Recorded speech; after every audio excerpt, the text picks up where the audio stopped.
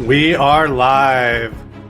Welcome to the Carl Vibe podcast and live show. If you're joining us on YouTube or listening to the podcast, welcome so much. I am very excited about the conversation and the interview that we have today. I've been looking forward to this for quite some time. Joining me today is none other than Daz Smith, one of the leading remote viewers of our time with one of the most consistent and high percentages of accuracy with verifiable remote viewed targets. Daz has been remote viewing since 1997. He's been active in the remote viewing field and community since then, to the point of accuracy and confidence that he is able to actually film his remote viewing sessions and even share the results publicly. He also owns and operates remoteviewed.com and is also part of a team that remote views cryptocurrency markets for prospective investors called Crypto Viewing. Daz has a long-time interest in UFOs and the paranormal, which led him into the remote viewing field of research, where he met and worked with Ingo Swann and other prominent psychic remote viewers of our time. And Daz has remote viewed a wide variety of fascinating targets, many of which provide interesting insights into the nature of consciousness, reality, our sense of time, historical events, and paranormal phenomenon. So without further ado, I'm going to go ahead and bring in Daz into this live show. Daz, thanks so much for joining us today. I know that your time is precious, and you're over in the UK joining us in the evening. It's like noon my time here. So thanks so much for joining us. I know your time's precious, so I appreciate it's great you to being be here. Yeah. So you've been going since 1997 in remote viewing, and we're going to dig into all the implications of that. But I wanted to get some of your background, Daz, a little bit so everybody can get to know you. So just like me, you got interested in and led into remote viewing and become one of the leading remote viewers in the world. But you got started because of your fascination trying to understand the paranormal and the UFO phenomenon. So why don't you bring us up to speed, kind of how you got interested in this whole field of work? Yeah, absolutely. For me, unlike a lot of remote viewers out there, it was a really early start. I first started reading paranormal books when I was 9 years old. And I took formal training in what I call the classical psychic techniques from around about the age of 12. I was quite lucky because my mother was a spiritual medium, and she ran the local spiritualist church here in Bath, where I live. And so we always had a big library of books at home, and it was accepted right off the bat for me to go into that kind of interest, and the books and the help was there.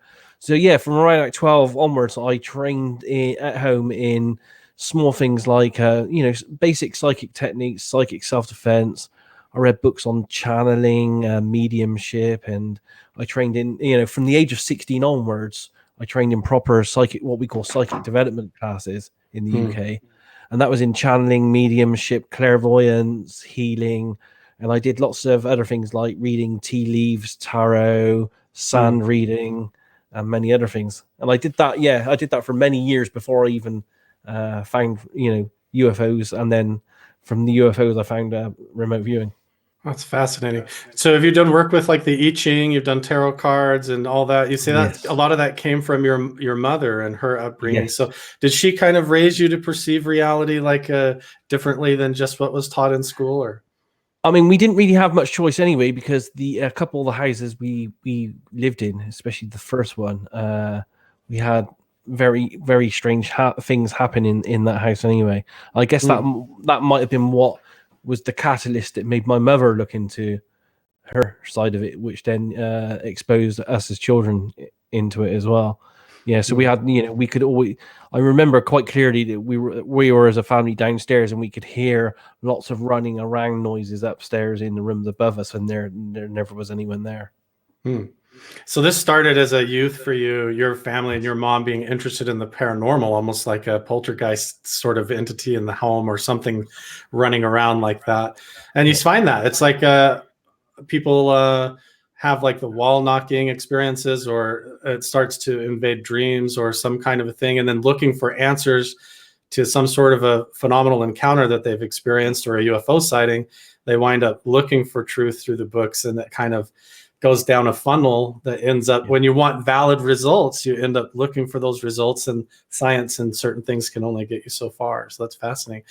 Absolutely. Yeah. Yeah, I grew up kind of the same, with my dad being very interested in talking about it a lot, posing a lot of philosophical things about reality. And I grew up in a very strict conservative kind of religious environment that just accepted there was like a spirit realm over top in the Right. same way. Yeah. So as I've kind of peeled back away from the organized religion, it doesn't peel back the phenomenal experiences that I've had or that have occurred to me that I can't explain, or the things that you read about on these stories, like that have happened in the past. I've got somebody trying to call me on the phone here. So that, yeah, you've got a whole a background with this, going into it from the mystical side and all of that. Yes. Why do you think you wound up with the remote viewing? How did you end up gravitating towards that primarily? Well, it's a good question.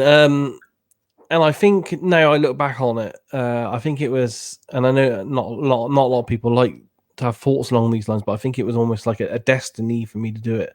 And I say that because as a developing psychic, you're taught to, or we are in the UK anyway, we're taught to keep like diaries of all the your thoughts and your mystical experiences and stuff. And when I started one of those when I was 15 years old, the very first entry I wrote in the diary was about that I knew that there was this psychic technique out there somewhere where you could time travel with the mind, and I would one day learn how to do that. So that was in 1985. Wow. When I didn't know anything about remote viewing at all. It wasn't until 7 years later at a UFO conference in Leeds here in the UK that I first heard about the term remote viewing being used. So that's fascinating. I look back on that and think it's almost like it feels like it was part of, it was meant to be for me. And that's why I've been addicted ever since. Yeah, it's like there's so many different approaches to it. And somehow, I don't know if you feel the same way about this, but it feels like it is all interconnected. Even people that are doing the clairvoyant work or different types of like channeling or that kind of mediumship sort of work, there is, it seems to me, an overlay or a commonality. And I don't know whether it's the way that we phenomenally function as humans and our consciousness is interfacing with the phenomenon, or if it's somehow everybody comes into it with a different preset or approach or conditioned expectations that sort of funnels them into a certain approach to it, whether it be spiritual or witchcraft or occultism or different means like that. But you ended up in kind of the CRV realm. Yeah, I mean, and I got there because I tried all those ancient what I call classical techniques, and they're all good. They worked fantastic. But the problem with doing normal clairvoyance or tarot or anything like that is that, and I found that it's more of a spontaneous happening. You don't have any control over the manifestation of the data and how to work with it. What I found with remote viewing, and especially the method I learned, the controlled remote viewing, is that instead of being a passenger in the car, I ended up being the driver in the car. And now I decide when I'm going to be psychic, and I decide how much information I'm going to get by my actions and the way I progress getting it. So do you feel like some of those other mystical approaches or alternative approaches, while they may have certain valid results or intuitive insight that you might gain from them, there's something about the clarity of the systems of remote viewing, especially cognitive remote viewing, that gave you the validity that you were looking for? Yeah. Because it does feel like with like tarot cards, for example, like you might get some sort of a phenomenal prediction that comes out true towards a near future, or that resonates with your life or the past or something, but still you have like cards that are already printed shooting out. Whereas with remote viewing, you're sort of tapping into some phenomenal dimension of reality almost that is the source information. It's not just like cards in a deck. You're going to the source beyond the physical deck of cards. Yeah. Maybe you can. Tarot cards uses an exterior tool of the tarot cards to be the focus point to get the information through to you. Whereas in remote viewing, you essentially, your whole body is the tool that you're using to stream the data into you.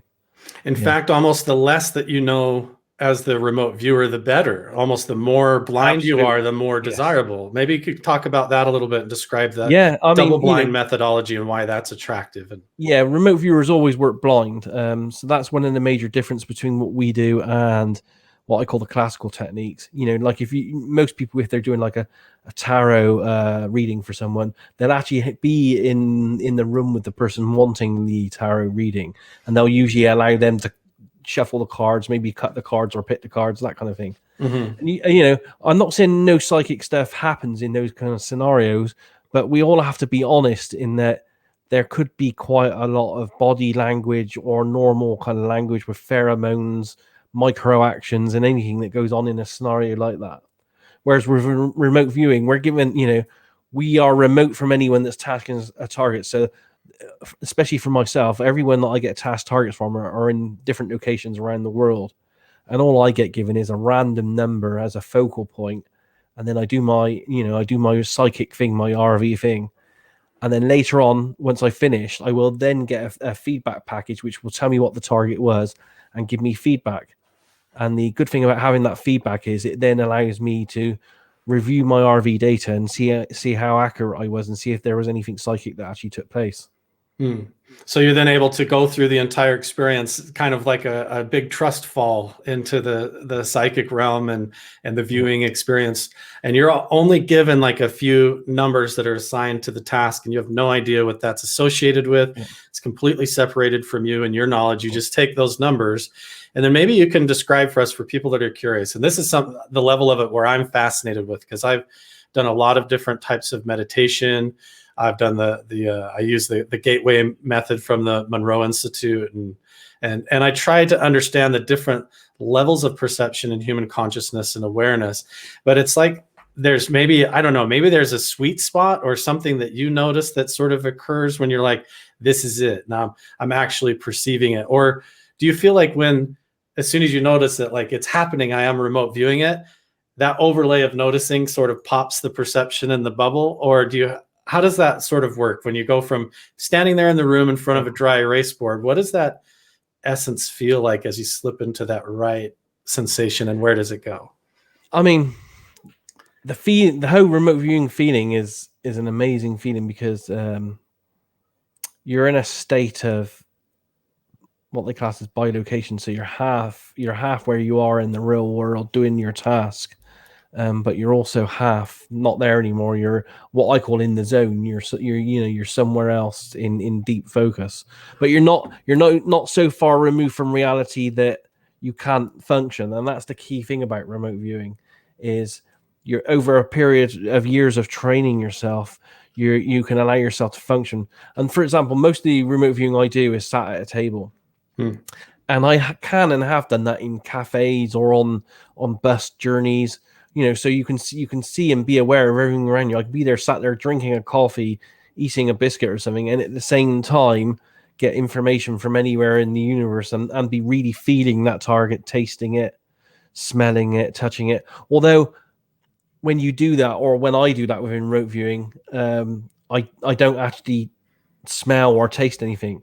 I literally just know what the appropriate word and sensation is for those things automatically.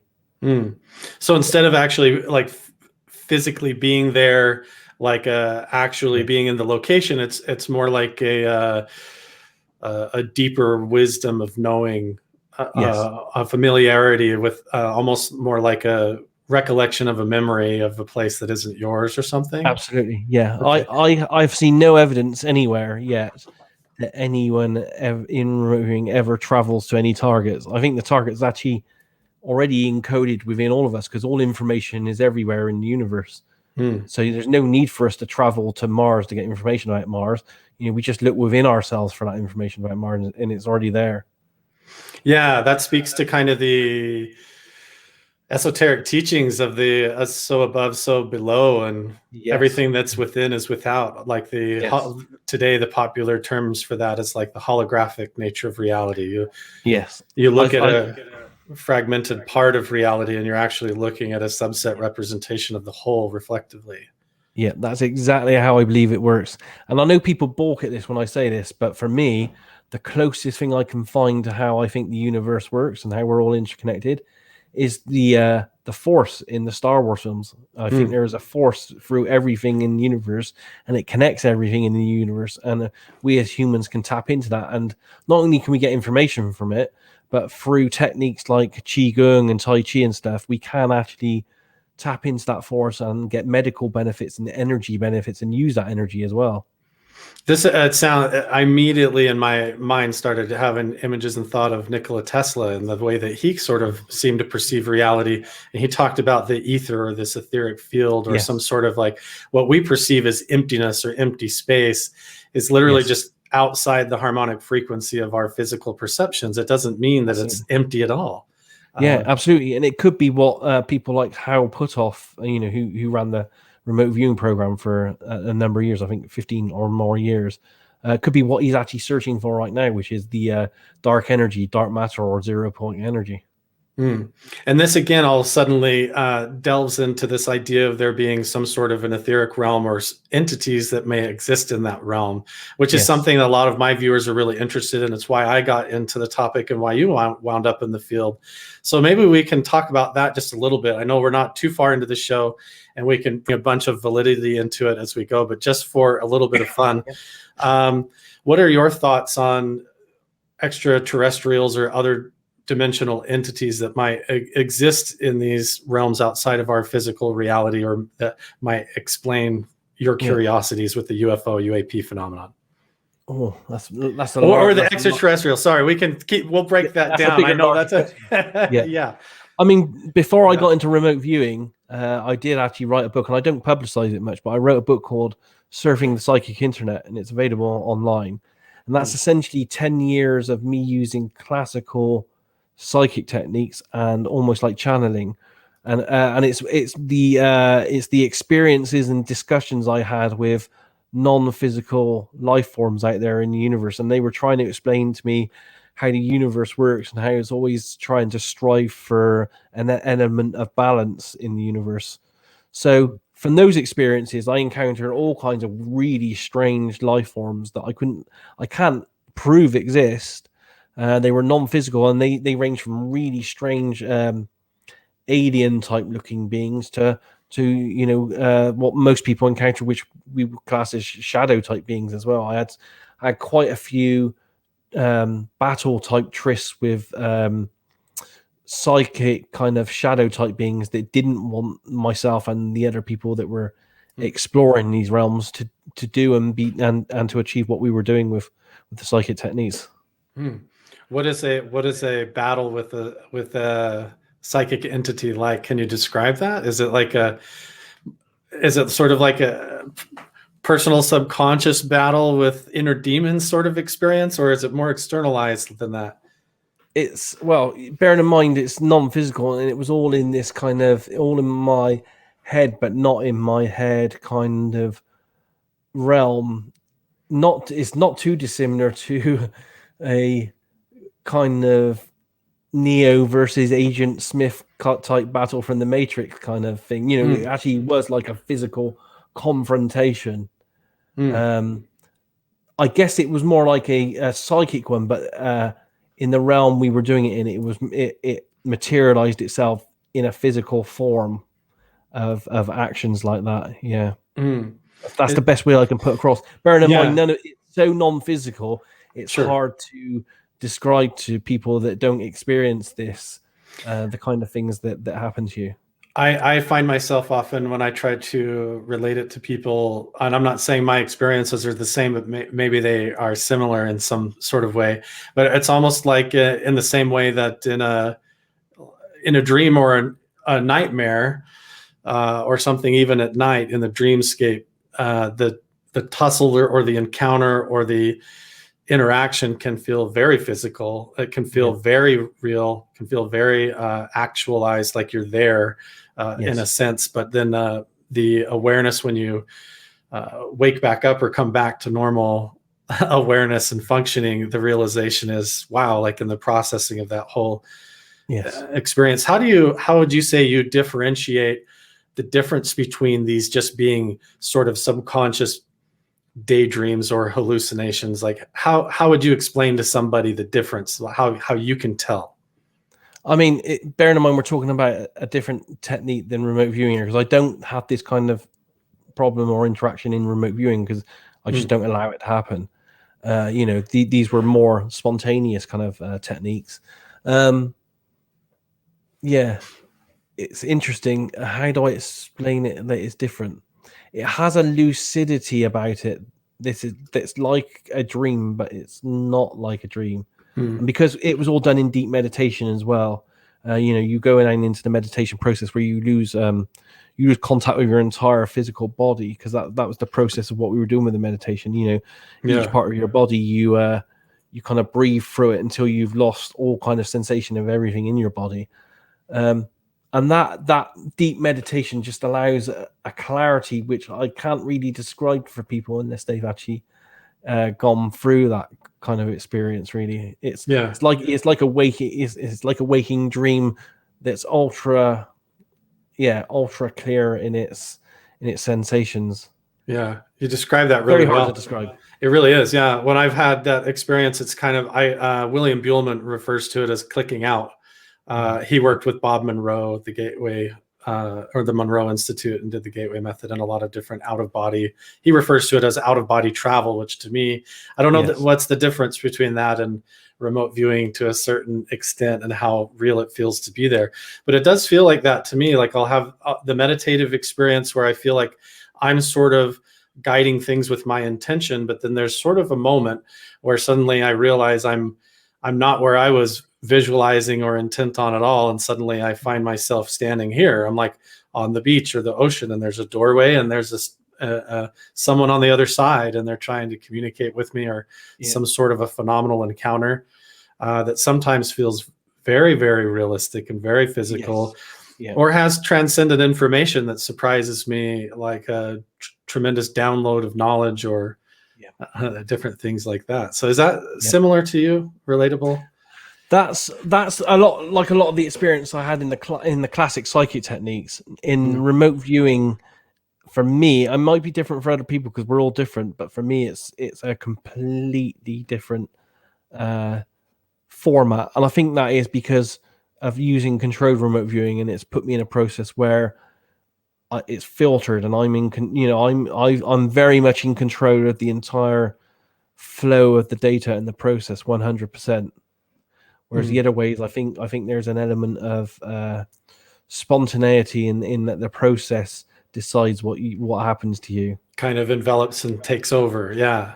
I think that's been my experience to date. I haven't had as many controlled intent remote viewing experiences as I sort of get enveloped in an encounter. I think the control mechanism we got through controlled remote viewing and its derivatives may act a bit like a filtering process as well, with the control.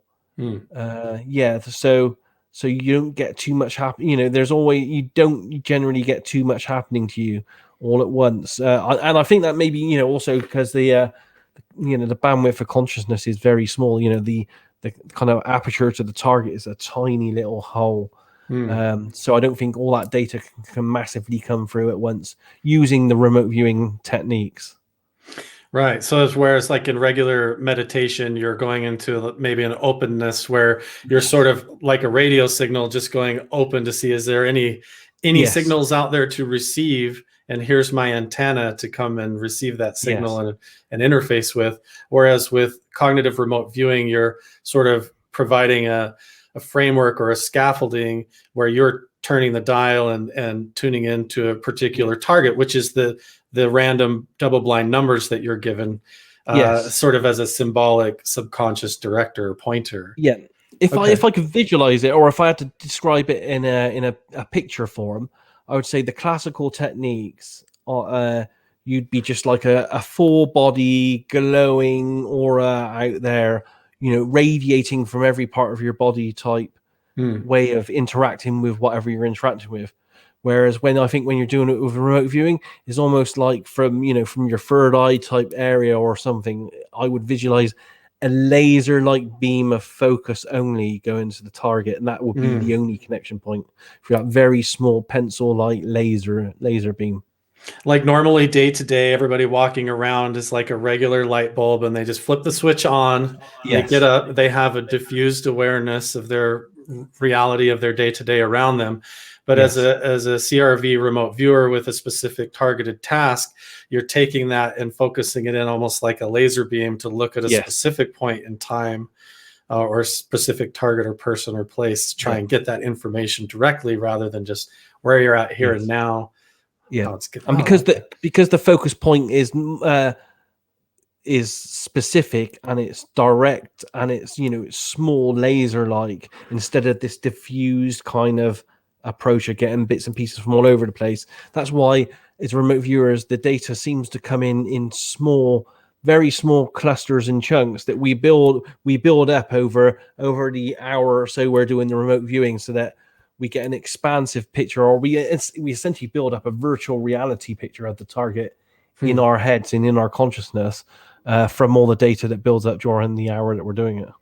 So if you're on a team of remote viewers, there might be 4 or 5 different people, and they might all come back with different pieces, almost like that seems to happen a lot. Like different eyes on the same head, all looking at the same thing from a different perspective, or yes. And this is something else which is over the last 20 years is just mind blowing me. Really, I've come to the realization that it seems as though there is some kind of intelligence or consciousness behind what drives the remote viewing process. In that, if I'm working with a team of viewers, and we do this quite a lot, 4 or 5 remote viewers all looking at the same target, Summit seems to cut up the target and says, okay, Daz over here, I want him to focus on that. Edward over here, I want him to focus on this, and this guy over here to focus on that. You might get a very small part where there's overlaps, but something, somehow, some kind of mechanism breaks the target up so that you all get different bits that constitute a greater picture of the target. It's not like you'll all focus on the same door of a craft. You will all go to different parts and different, you know, and yeah, so it seems like there's some kind of intelligence behind it that controls that. And, you know, that blows me away. And not just that as well.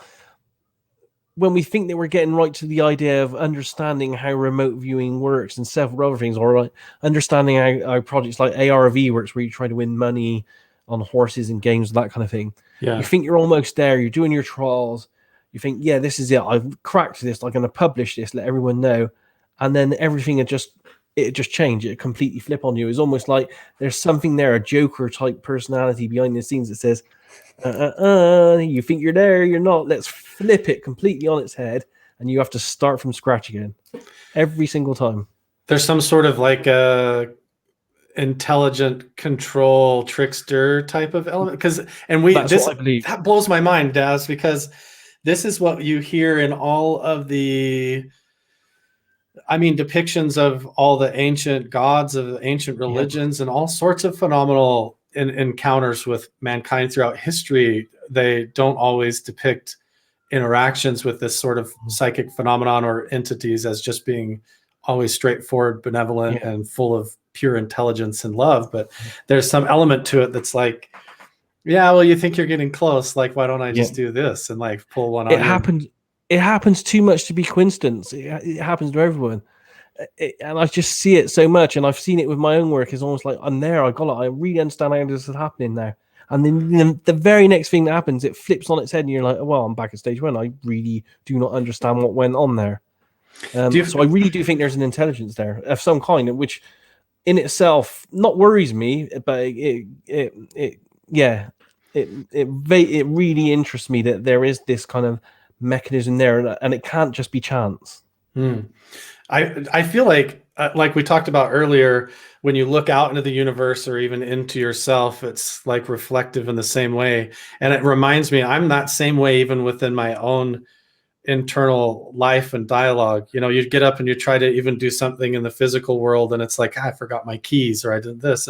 And right when you accomplish the thing that you wanted to, you're bored of it. And it's like we almost do that within our own soul and sense of self. And I wonder if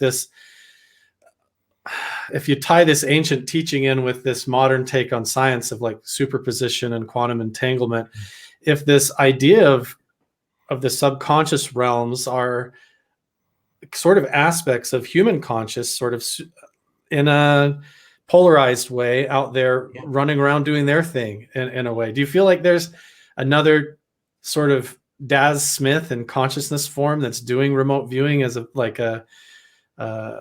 quantum entangled superimposed version of yourself? Or I don't know. I haven't encountered anything that would make me think that. I'm just trying to think if I have.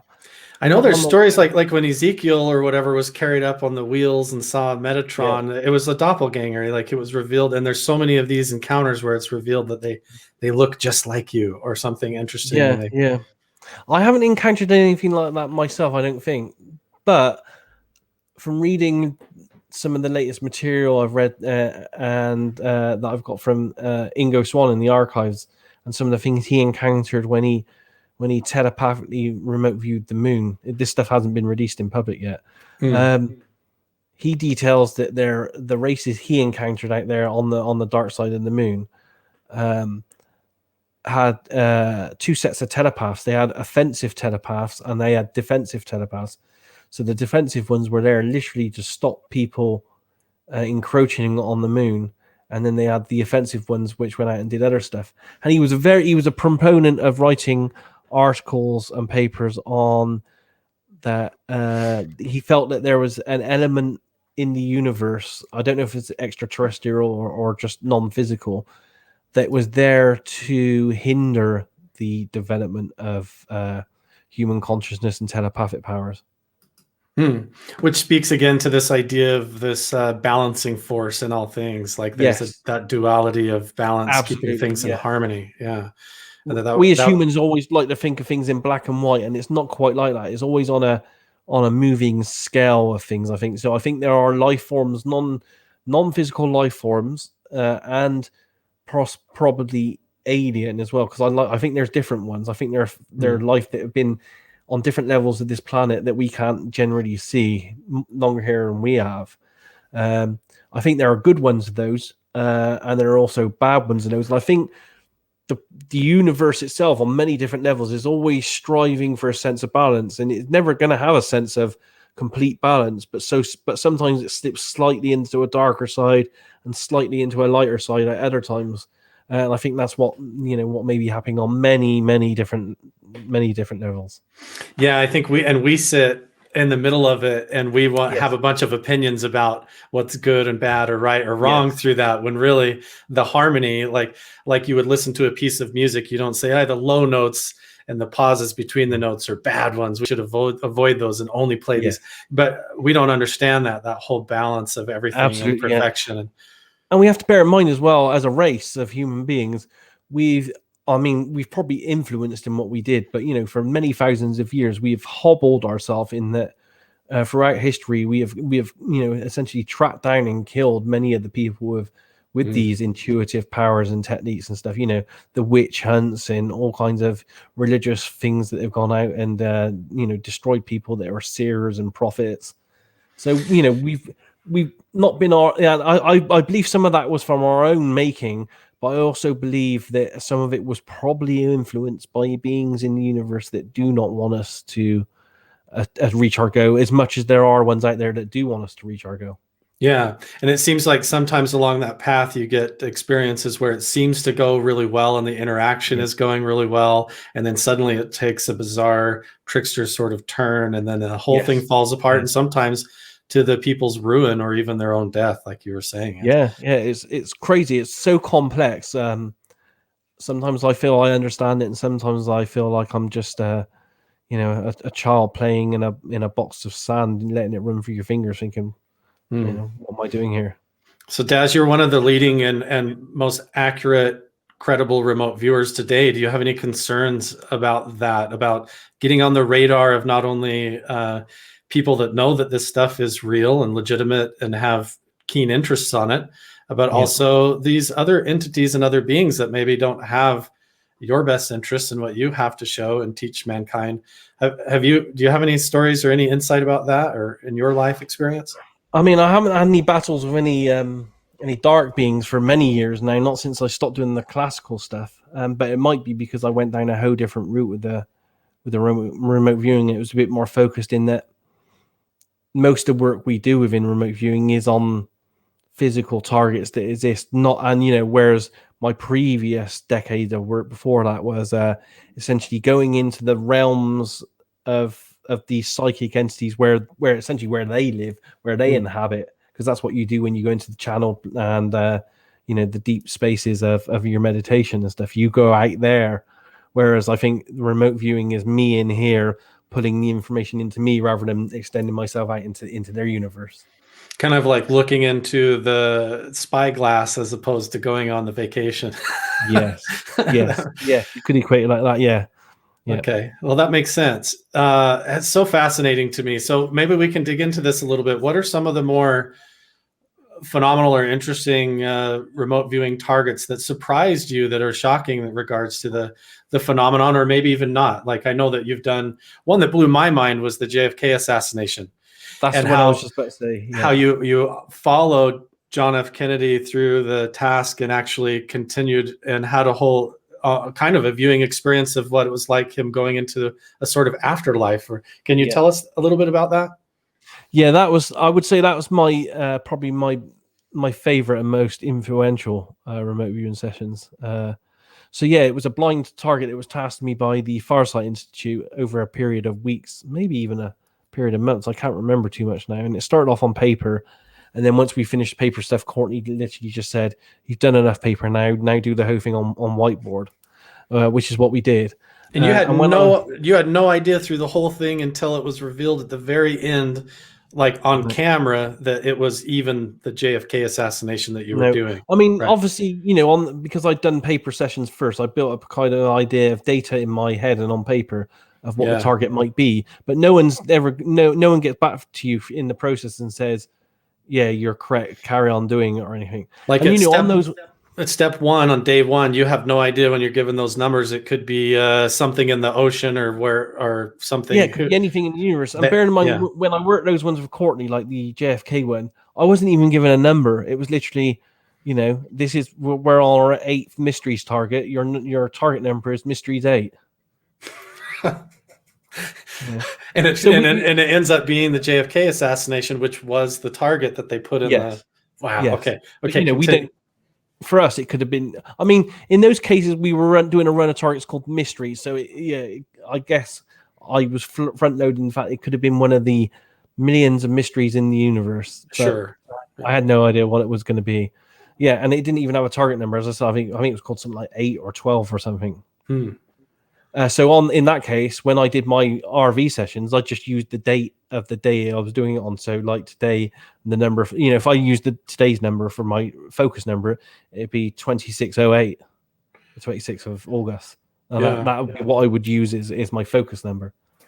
So yeah, I did my paper sessions. And then and I send them back to Courtney, and he would, he would either send a message back saying like, carry on, or you've done enough now. And eventually, after doing about 6 of those, he said, yeah, you've done enough. Now do the whole thing that you've done on paper, do it on whiteboard in front of a camera. So I started that live in front of a camera, and I was recording all the information, and it felt like there was information that seems to be accurate for the Kennedy assassination. I didn't know that at the time, but I had fast-moving small objects coming in towards a life form that was interacting with that life form, which, so bullets kind of thing, and I felt that it was all moving in a vehicle, that kind of stuff. But during the remote viewing session, live on whiteboard, I kind of wandered off target in that I felt that there was a life form having an event that felt like it was a life event. It was something very serious. So I decided to shift my attention towards that and follow it. And that's essentially what this video comprises of. But funnily enough, Courtney, because it was so off target and it wasn't, following someone as they go through a death event, wasn't essentially part of the target. All that information ended up on the cutting room floor. Courtney didn't use it in the original video because that didn't interest him. It was only after we did it that I thought it was so profound and that me and Dick put that together in its own separate video. Yeah. Can you describe a little bit? So you followed, basically, for people that might be struggling this, you remote viewed blindly the JFK assassination event and moment. Yes. And then that remote viewing experience carried over where you followed what appeared to be the target, which was John F. Kennedy, proceeding into some sort of an afterlife realm. And what did you see that like? What was the afterlife for? Well, with remote viewing, it's a bit of a misnomer, really. You don't really see an awful lot. It's generally all about internal feelings, Sure. and yeah, feelings, ideas, and concepts. And literally, it was amazing in that there was more. I knew it was a life of a person, a life form going through an event which felt like it was a violent event. So I was recording that on the paper, and you could feel and hear and see all the emotions. So there was all these emotions of panic and dread and anger and thinking about kids and family and money and situations, all the physical things we think about on a day-to-day basis. And literally, it was like a light switch just instantly flicked up, and just everything like that. That was just all gone instantly. And then it was just like a moment of just almost like pink kind of peace and quietness. There was like lots of noise, all this, oh no, heal or help, oh pain, emotion, and then it's just gone. And it's almost like someone flicks a switch, the light goes on or something, or the light goes off, but all the sound goes off at the same time. And it's just quiet, peacefulness, love, kind of like it's all that rolled into one, really. And then I ended up feeling that it was definitely someone going through a death event. And I had a sensation that out of this kind of nothingness that was there, this quiet, I could sense these forms almost manifesting, but they weren't physical, but they weren't non-physical at the same time. They were kind of half and half. They were just like energy forms that vaguely resembled shapes of people that started coming forward, meeting and conversing and interacting with I guess JFK, or the life form that I was following. And it was just all peaceful love, kind of quiet, kind of. I've never had feelings like it, other than the closest thing I've got to that kind of sensation is very, very deep meditation when you're totally not in touch with your body anymore. But even that doesn't come close to the feelings that I was feeling that he was going through. But after that light switch thing goes off, it's almost like his emotions and worry over everything that was physical and the physical life just instantly disappeared. It's not like it dissipated; it just like instantly disappeared, which was quite interesting. Yeah, I remember watching the video of you going through on the dry erase board, and that blew my mind. Just going in, carrying on into the afterlife, and the way that you described it is just so phenomenal. How almost like his soul or consciousness was moving into this unknown realm, almost like it was a foggy, cloudy sort of space.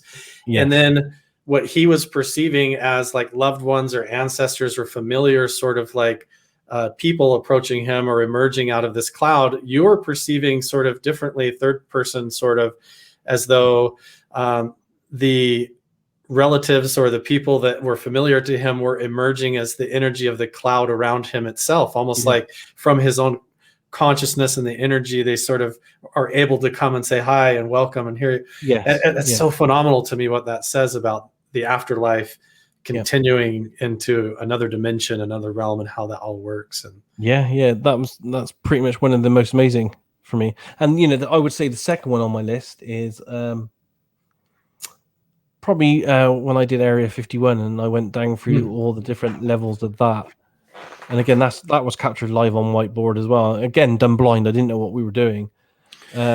I live right by Area 51. I live about an hour and a half away. I've driven over there and looked around, and I'm telling you, it's so strange. Even when you get into the state of Nevada or near it, you get out into those desert roads, and there's just a whole lot of nothing, and just strange ventilation pipes and power boxes or antennas coming up with chain link fences around them.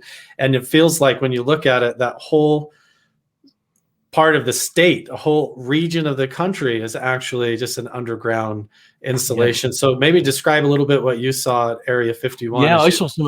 I mean, I kind of knew that I was looking at something that was underground, an underground structure. So I drew that, and it had all these levels that were radiating around almost like a central pipe, and each level had a different area of focus or attention that it was working on. And I can't remember what they were on which parts, but the first one was mainly a security living arrangements kind level. And then there were some science levels. There were some levels when they were looking at metal and metallurgical technological kind of stuff. There were definite levels where they had moving craft and technology.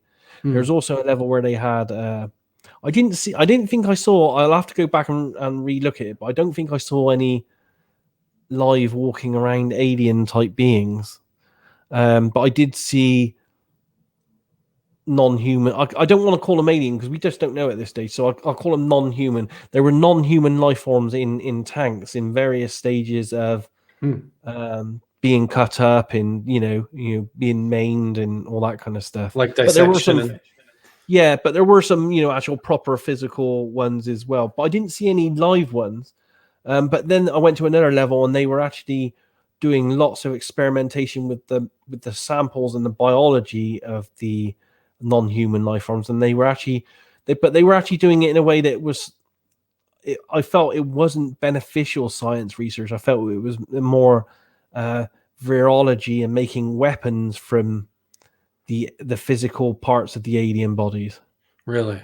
Like they're developing exotic alien form, genetic weapon forms and things. Something like that, yes. I know that's a lot of, there's Area 51 in Nevada, and if you go northeast of that into the borders into Utah, which is the state that I live in, near the Salt Flats, there's what they're calling Area 52 now, which is like Dugway Airfield. And there's a lot of exotic chemical and biological weapons they do out in the middle of the desert there. It really makes you wonder.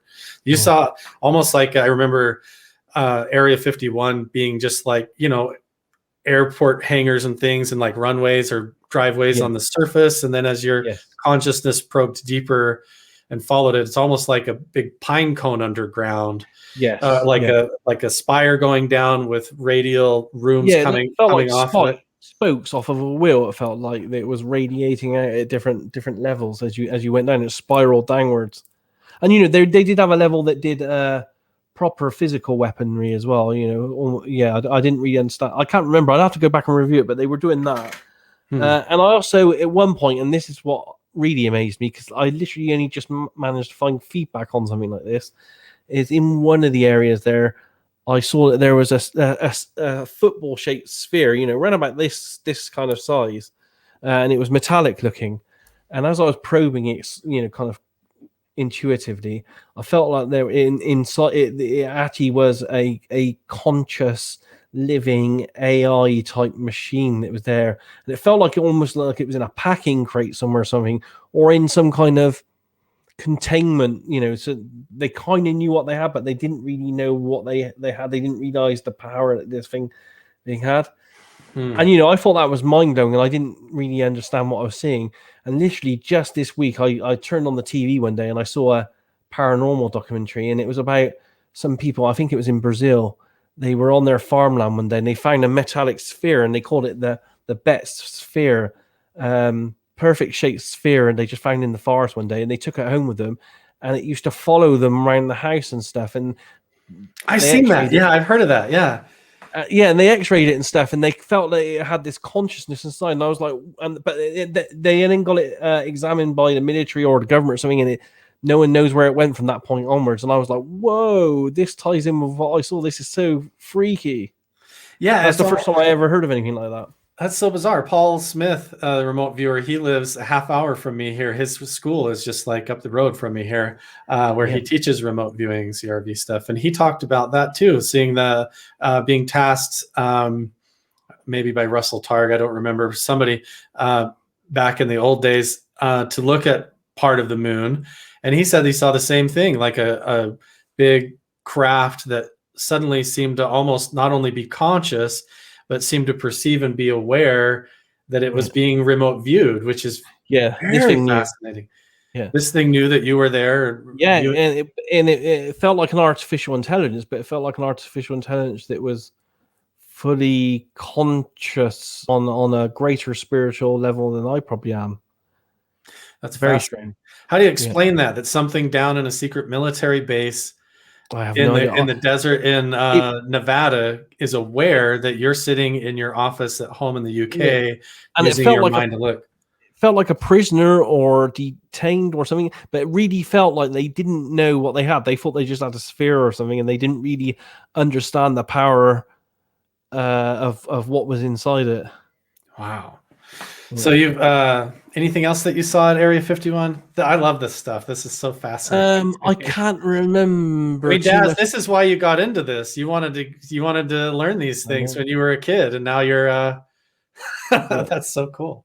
So yeah, but I do so many targets now over the years that I have to be honest. As I'm getting older as well, they all tend to blur into one. Because I'm doing like 4 or 5 a week at the moment. So how about Roswell? I saw one you did with Roswell. Yeah, that was particularly good. Could you talk about that for just a little bit, and then maybe we can save a bunch more stories for another one? Yeah. Roswell was great as well. I mean, and it seems to confirm all the data that's out there of a crash event and dead and living. As I said, I don't like to call them ETs because we just don't know at this stage. But non-human life forms were recovered. I went into great detail on that one about how the craft moved as well, how it kind of stretched itself in time and space, and then the front part would go over here, and as it was stretching over here, then like a rubber band, the back part of it would put itself into the space behind it. Very strange stuff, and about how we think they're physical, but the way these craft can move and they're propelled, they're also non-physical as well as being physical, and the life forms can do the same as well. And I don't know if that's using a technology or not, but it felt like they at times could be just as non-physical as they are physical. Yeah, it's all I can say is looking at it from my viewpoint here of not really understand what's going on. It just feels like magic. What they're doing is amazing, but it seemed to be a totally true event to me that seemed to tally in every detail with what I've read over the years. And yeah. Wow. So Roswell, Area 51. That's so many. What about go ahead. Yeah, we've done loads. We did the for Farsight as well. We did the Phoenix Lights. That was a pretty good one as well. Myself and Dick Augar did that. Got some great data on that as well.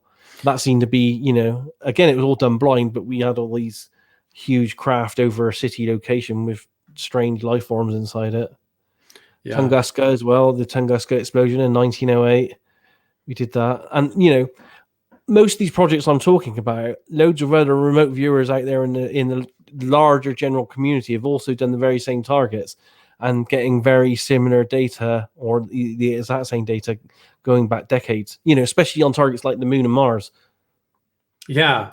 And so you go and you compare your remote viewing data to what the other people are doing, and realize that everybody's being tasked this blindly and getting sort of the same consensus, different perspectives and things like that. That's so cool. It's fascinating. Do you think that's why the military is so interested in? Do you think they still have around the world different clandestine programs that are utilizing this? Can you speak I'm not to sure that, about remote viewing. I've tried hard to track any programs down, and I'm not sure if they are doing something. It's probably not in the world as we expect it. It's probably in some kind of, I don't know, subcontracted kind of way.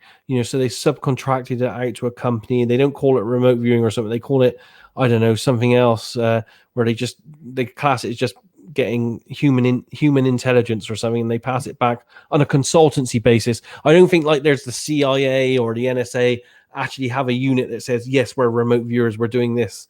I think they'd be a bit smarter now, and it would be moved out under a black project, subcontracted, not called remote viewing in some way. But I have seen no evidence of it, and all the people that were trained in the 70s, 80s and 90s to be the very best in the world all claim and all seem to not be working for any of these units. So I would, I have to ask myself, where would they get the new best people from if they weren't using any of the old ones in any way?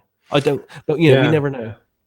Yeah, like you have like Hal Puthoff and stuff. He's with the To the Stars Academy with Tom DeLonge, heavily involved in the propulsion science behind UFOs and stuff now.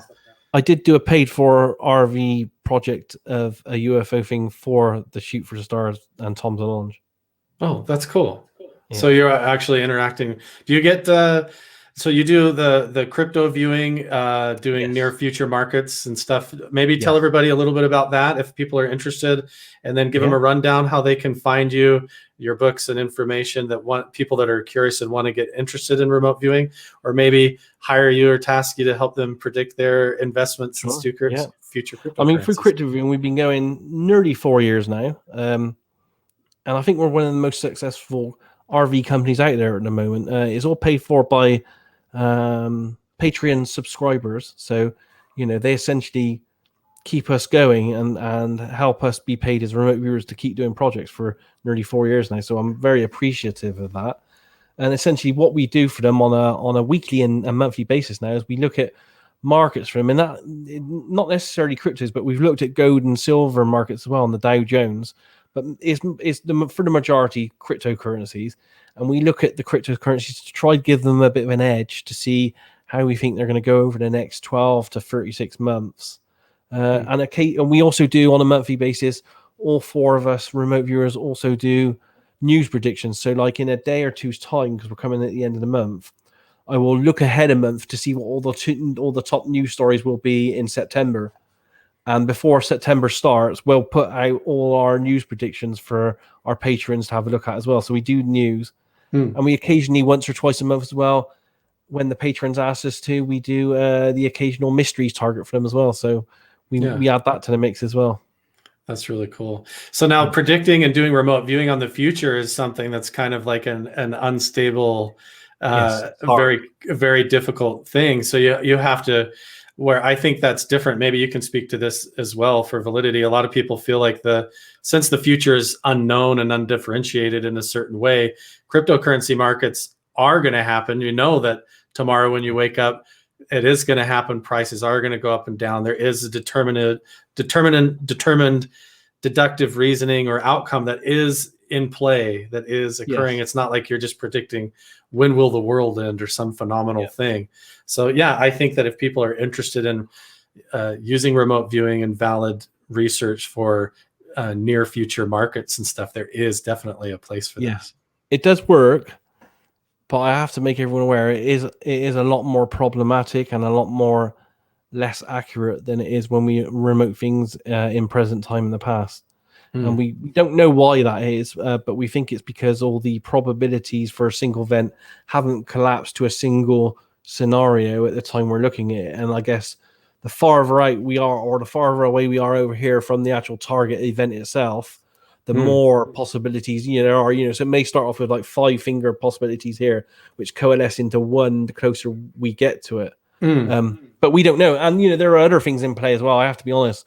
I think like big events like cryptos and like markets and like sports games as well, where you may have like the I don't know, the World Cup or one of your sports over there in the US, like the Super Bowl or something. It's like the Super Bowl where you have X amount of 100 million people all invested in the outcome, either one way or the other. I think that because there are 100 million people on each side of the coin all putting and pushing for a certain outcome to happen, that maybe the outcome we predicted as a remote viewer a week before might not happen, because the intent of a certain group of people might just nudge it that little bit, to what they want. So there's all these kind of things that's happening out there that hinders us when we look at future events. But I think we're getting enough good, clear, concise data in crypto viewing to help people make money. For example, I don't have a lot of disposable income, but my disposable income I put into crypto viewing in buying cryptos over the last 18 months, it's gone up over 560%. Oh wow! And you can only get like 2 or 3. Talk, Daz. You can only get 2 or 3% from a bank. So that's fantastic. It's almost like the future, even though you don't know exactly how it's going to play out. It's almost like everyone in human consciousness is traveling down the river, and there's a million different infinite multiverse possibilities of offshoots of where that could go. But as you approach the fork in the river, there is a split that occurs, and you go down one or the other. And as you go down that river, you and your team of crypto viewers and people can sort of predict where that's going with a high degree of accuracy. That's really and amazing. In the last couple of months alone, I mean, like, you know, if you want, I could put. I don't know. Can we share screens? I could put up a session and show you if you want to have a look at one. Yeah. If you there's a private chat. If you look on the StreamYard here, there's a private chat link. You can send me that. Let's see.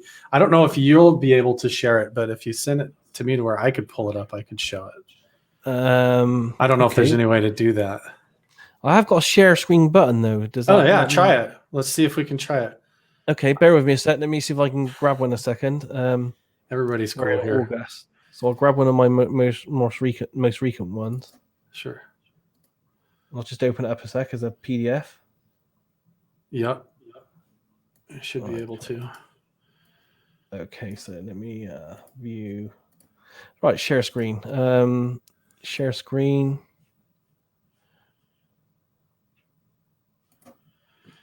And then I see everybody's questions over in the chat as well. We'll wrap up our conversation today after this with addressing some of your guys' questions over there. Yeah, I can add this to the stream here.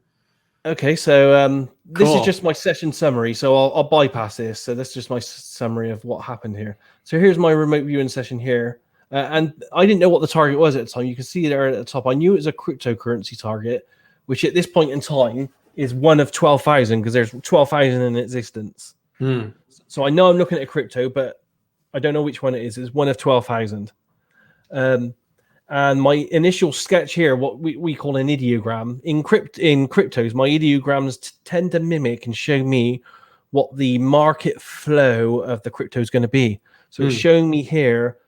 So those are the numbers, just to slow down so everybody watching gets this, if they're unfamiliar. So you've been tasked with like 4 digits, like 3437, and you go 343, and then the 7 becomes like an intuitive sort of like a automatic free flow, intuitive, meditative sort of boom, like a drop. Okay, here we go. Yeah. Cool. Again, the actual real target is hidden behind that number. I don't know what it is. I know it's one of 12,000 of them, but I have no idea what it is.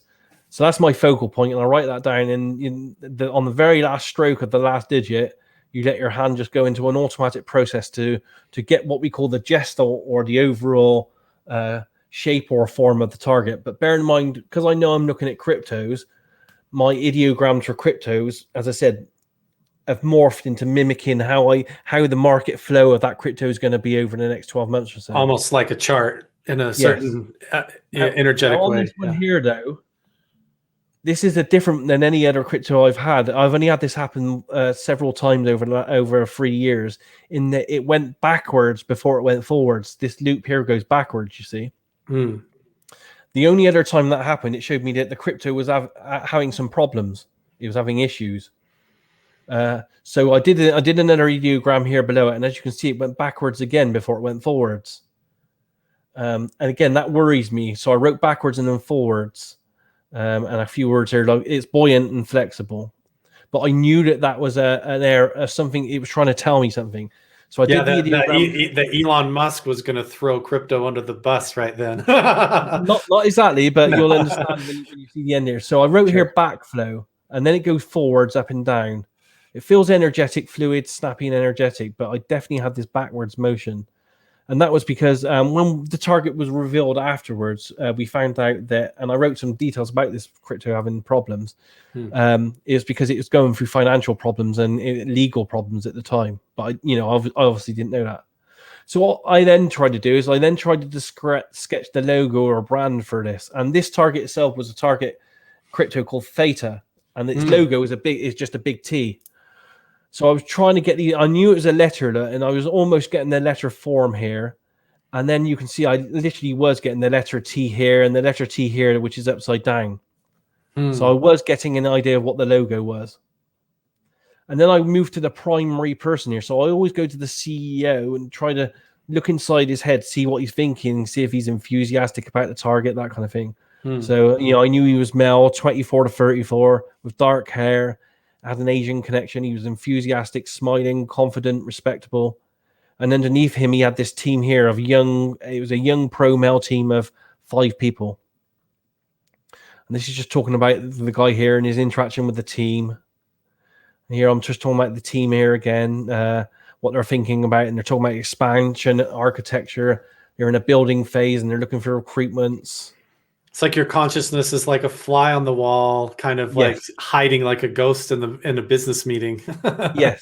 like Yes. looking at the markets. Yeah. Okay. And then I tried to sketch and describe the tech or product. And in this case, I didn't understand what I was getting, but I just kept getting in my head pictures of what looked like server boxes. So I try, this is me sketching out these server boxes with red and green flashing lights on it, which again is perfect for the technology of this company once you understand what they do. Bitcoin farming, yeah. And then I moved myself to the people that hold the currency and their group feelings as an entire group of millions of people at certain points in time. So, I looked at August 2021 and they felt okay. December 21, they felt that they were down, despondent slightly. July of 22, they felt like they were getting a bit more enthusiasm again. December of 22, they just had the words, oh shit. They felt really bad. And July of 23, it could have gone either way on that one. They were just a bit, could go either way. So this just gives me a general overview of how the people that own it feel at those points in time. Then I do some sketches of how I think it's going to move. So this is January to end of August 2021. How I feel the market, crypto is going to move in the market. Then August to December 2021, you can see it goes sideways mainly, but there are some ups and downs. And then January to December of 2022, I feel like it goes generally sideways, but 3/4 way through the year is a big peak, and then there's a big drop, and then it tries to recover again. And these are just some basic kind of things on the end. And, on the end here, I've just got some really interesting words. Like I got here the word gold bars, assets, and high worth. And the way Theta works is every dollar that's spent and invested in that cryptocurrency, they back that with bullion and gold bullion. With real gold, yeah. With real gold, yes. It's backed by real gold. So having this gold bars, assets, and high worth right at the end here is interesting. And because I knew that this went backwards, and it says here, I know that's an indicator afterwards when you validate the data that you're specifically talking about a crypto that involves gold bullion backed assets, which is everybody knows what that is. Yeah. Yes. And as I said, because my ideogram here went backwards before it went forwards, I knew that there was issues that they wanted to find a resolution for it. And right at the end here, my guess for this would be something to do with embezzlement. Now, I got no proof of embezzlement on this, but when you do the research on it, they are going through some legal difficulties with the SEC and stuff like that. They are being investigated, right now. Yeah. So, yeah, that's amazing. So that would be kind of what you would expect if anybody went to look at crypto viewing. And bear in mind, there's 4 of us all giving slightly different opinions. So you take all our data, but we tell people, it's not financial advice. It's just for fun. But you can look at our data, and if you feel you want to act upon it, you then go out and get other data, because you always use remote viewing data with real world data, and then it allows you to make a bit more of an informed decision if you want to. That's amazing. I would love to have another conversation with you, Daz, and delve into this, because the fact that you guys are able to do that, it's like, wow, this is really cool. We can make some money in the stock market and maybe predict it. But what it says about the actual nature of reality and what it means and our human infinite potential and reality and where we're headed and what we're all doing here goes so much more transcendently deeper than that when you start to explore these things. We can definitely have another chat. That's not a problem at all. I would love to do that. So I have a couple of questions really quick to wrap this up from the audience to run through. I'm all right. Awesome. So we'll run through the questions here in the comment section. So here's one from Christopher Morales. He says, has anyone remote viewed the Anjali Desert Mountain alien base? I know Pat Price did a lot of terrestrial hidden alien bases and things like that. Have you ever remote viewed or not that one? I don't think. There are 4 or 5 that I know people that have remote viewed on Earth.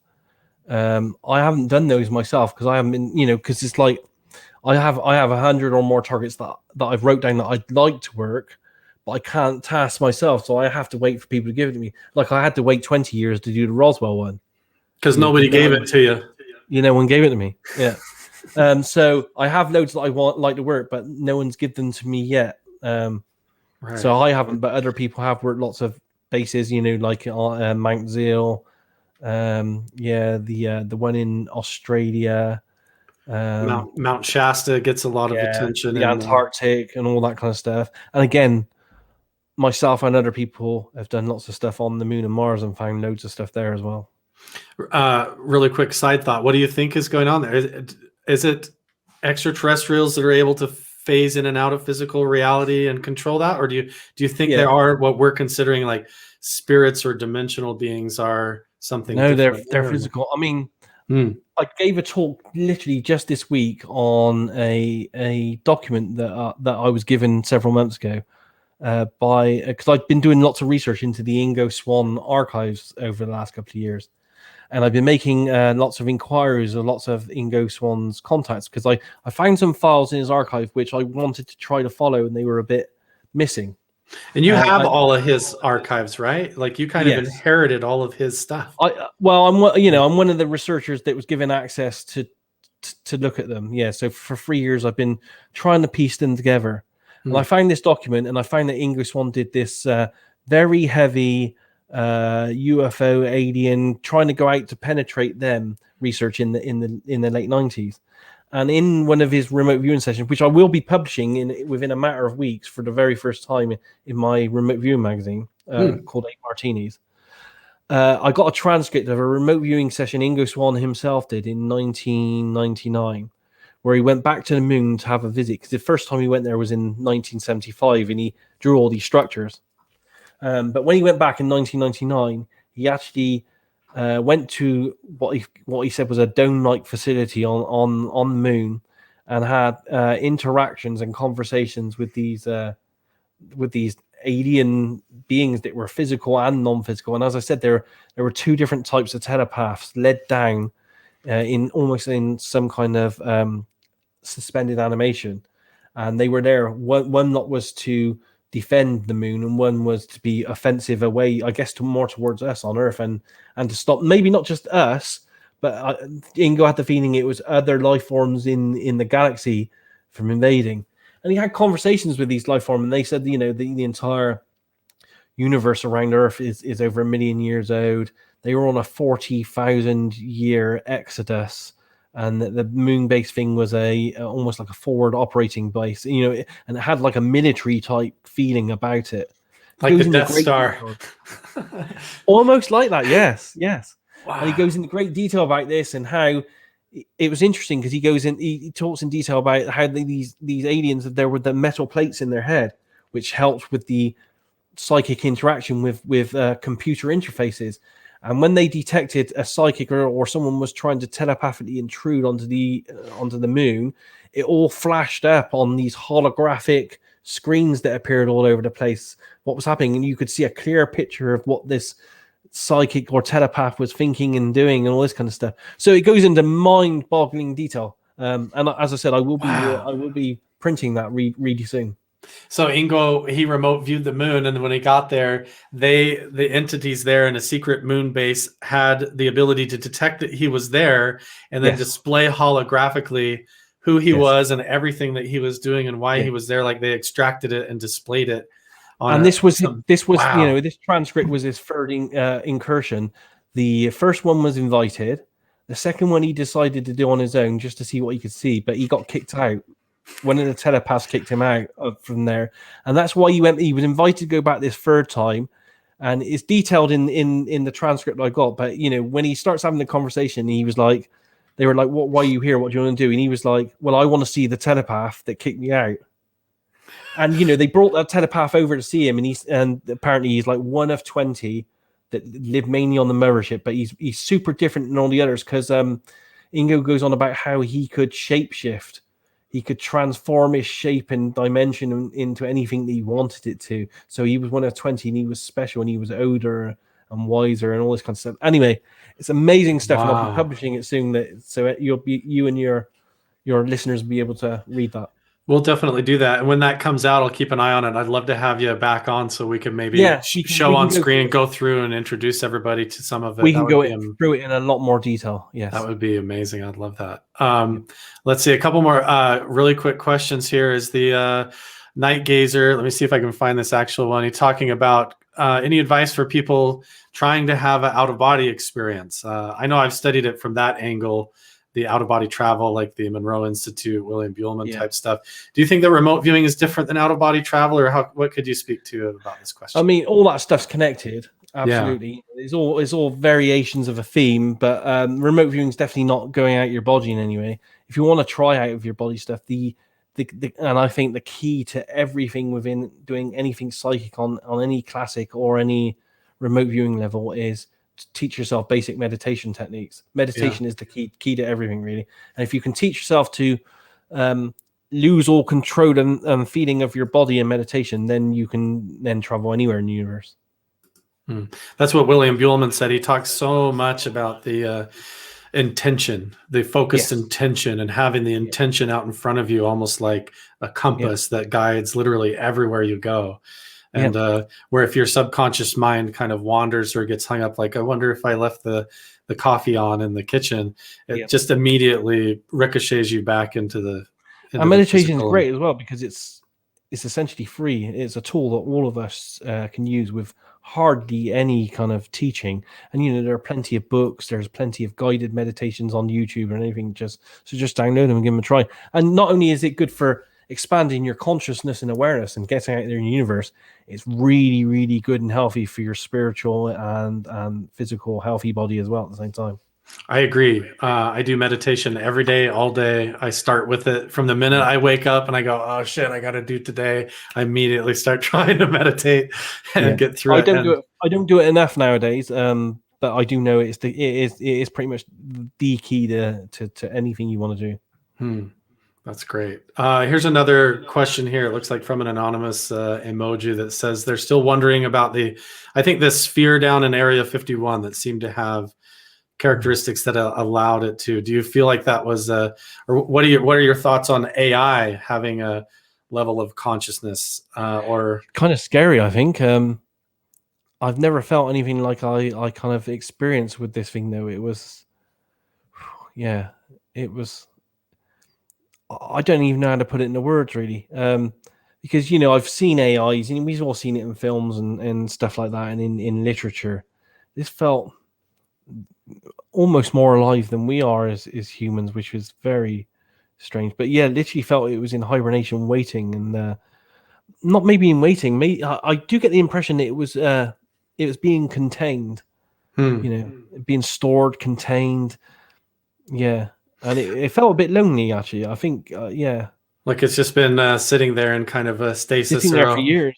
Holding in a holding pattern and cell. I had the kind of feeling that it couldn't do what it wanted to do with the capabilities it had, because then it would make everyone aware of what it could do, and it was almost like hiding, or I don't know. It's one of those things where it would be worth someone sending me a blind target to go back and just primarily just look at that as one whole target. Whereas I was literally looking around an entire facility, just saw this and spent 5 minutes on it in amongst a greater thing, really. I know that you're like super busy with your like work and crypto viewing and you have to put stuff on the table, but I want to throw out there, Daz, if I learned how to task you things, I could come up with like your wish list and I could sneak them in there for you if you ever wanted to. It's in there. I've, as I said, I got a list here that I've compiled myself of 98 targets that I want to look at, but send them to me and I'll pepper them in some kind of an intermittent type of experience, because I would like to get into it. I'm really considering going up with Paul Smith and maybe doing something with him locally or doing it online.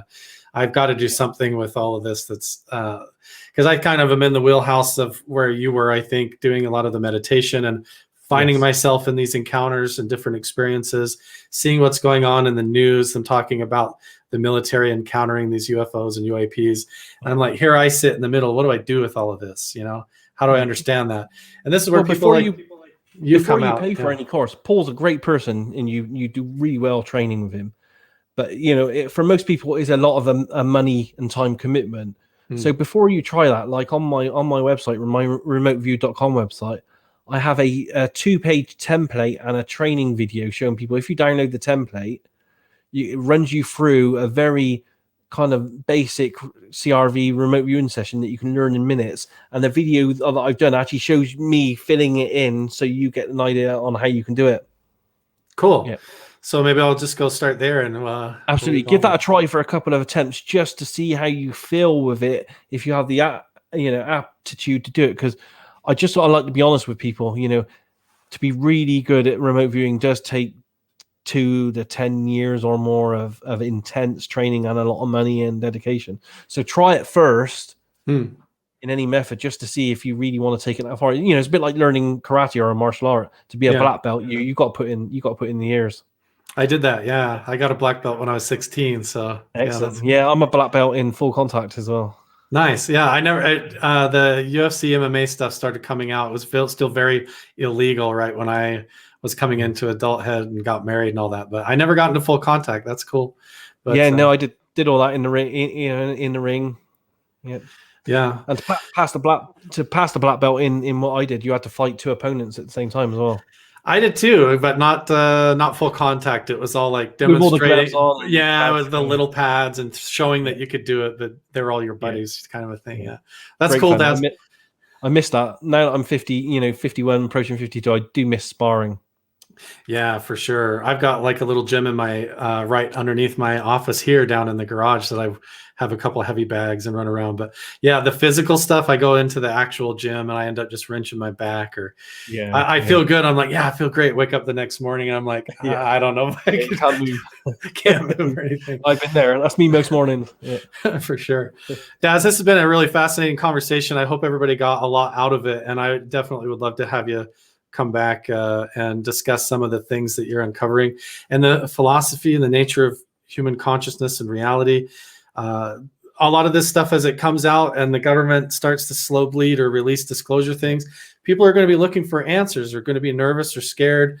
And I think people like you and Paul Smith and other people that are kind of pioneers of this field, just like I told Paul, just like Neil Armstrong and Buzz Aldrin going and trying to walk on the moon. It's interesting to explore these different levels of human consciousness like a pioneer. And absolutely, yeah, consciousness is the new frontier. I think we don't know where it's going, how it works, but as I said, I feel it's the bit like the Force. Everything in the universe is connected by a force, and everyone out there, all the people listening, all the people with questions, they can all do this as well. So you're like Obi-Wan at this point. We're not special. None of us are special. We all have access to the force in the universe. We can all do this. Each and every one of those people there listening can do this. Yeah, a lot of people, I think today, they want to look for some sort of genetic tracer or some anomalous thing in their birth that explains why they have psychic abilities. But you're saying everybody has this if they're willing to tune themselves it's on up. a scale. Some of us are just going to be able to walk, but some of us can run, some of us can sprint, and do the 100 meters in X amount of seconds. So it's a scale of your ability, but everyone out there has got some kind of ability. Absolutely. Yeah. It's beautiful. Daz, thanks so much for joining us today on this show. We'll do it again. We'll definitely do it again. I'll stay in touch. And thanks everybody for joining in the chat with all your comments and questions. It was really fascinating. We'll see you guys in the next one.